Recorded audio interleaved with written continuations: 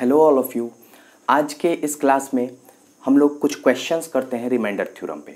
Remainder theorem तो सबको पता है, ठीक। अगर नहीं पता तो पिछले वाला वीडियो देख लेना। ओके, तो आज का जो क्वेश्चन है वो है कि चेक वेदर द पॉलिनोमियल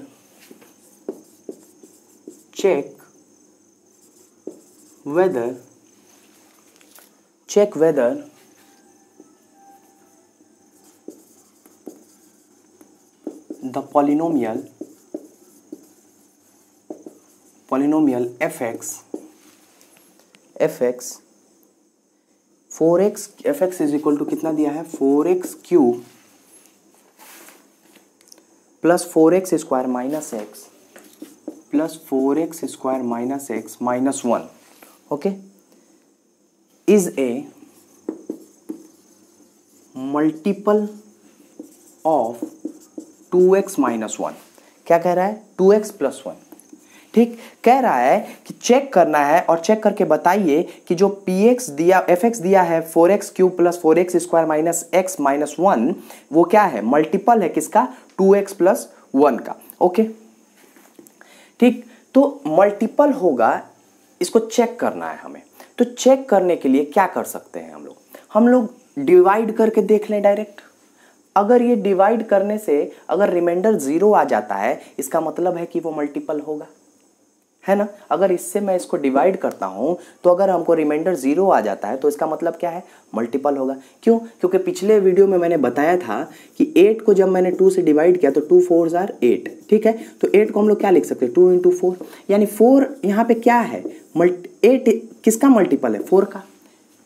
8 4 का मल्टीपल है। कैसे कि अगर जब मैं 4 को 8 से डिवाइड करता हूं तो ये रिमाइंडर कितना आएगा 0 आएगा। उसी तरीके से हम इसको चेक कर सकते हैं डायरेक्ट डिवाइड करके कि मल्टीपल अगर 0 आ जाता है तो हमारा क्या होगा मल्टीपल 0 होगा, ये इसका मल्टीपल होगा। बात क्लियरली समझ में आए, ठीक। तो एक तरीका तो ये हमारा हो गया कि डिवाइड करके हम लोग चेक कर लेते हैं। लेकिन अगर रिमाइंडर थ्योरम से हमें चेक करना होगा इस चीज को तो हम लोग कैसे करेंगे, ठीक। तो अगर रिमाइंडर थ्योरम हमको यूज करना होगा तो हम लोग रिमाइंडर थ्योरम से कैसे करेंगे।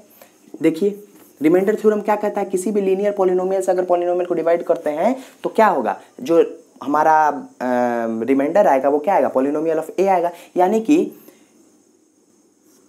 If 2x plus 1 is equal to 0 तो x बराबर क्या लिख सकते हैं -1/2। x बराबर क्या लिख सकते हैं -1/2। यानी कि अगर p -1/2 हम इसमें पुट करें तो क्या होगा 4 -1/2 का क्यूब प्लस 4 -1/2 का स्क्वायर -1/2 -1/2 ओके -1 ओके ये चीज लिख दिए, ठीक। इसको सॉल्व करेंगे तो क्या आएगा 4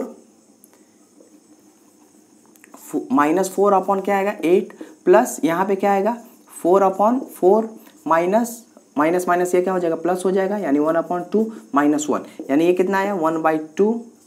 ये कट जाएगा 1 आ जाएगा और ये प्लस का 1 और माइनस का 1 ये और ये टर्म कैंसिल हो जाएगा, ठीक। यानी कि -1/2 प्लस 1/2 ये भी कैंसिल हो जाएगा यानी क्या बचा 0। यानी कि ये क्या है रिमाइंडर हमारा कितना आ गया 0 आ गया।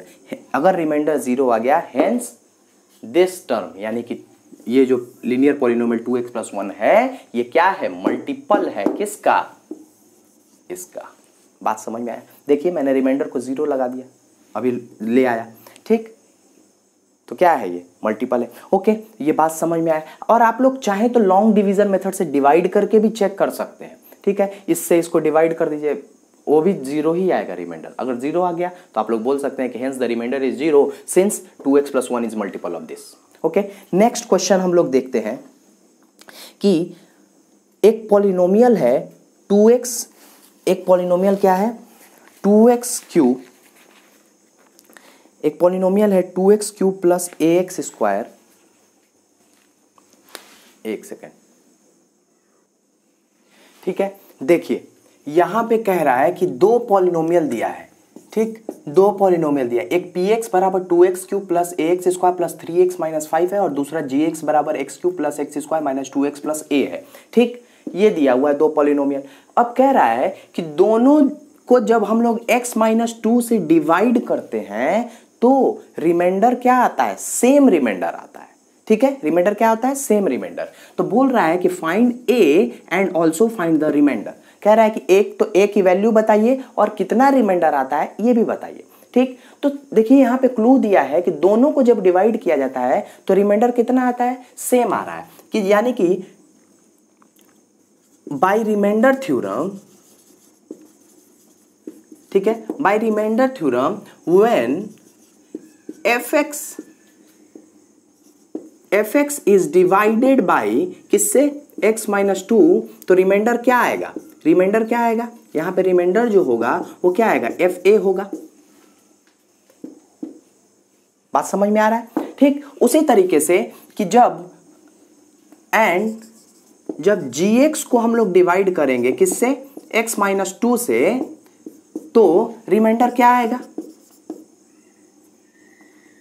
सॉरी fa मतलब कि f2 आएगा ये रिमाइंडर, यानी कि किसका रिमाइंडर क्या आएगा, g2 आएगा।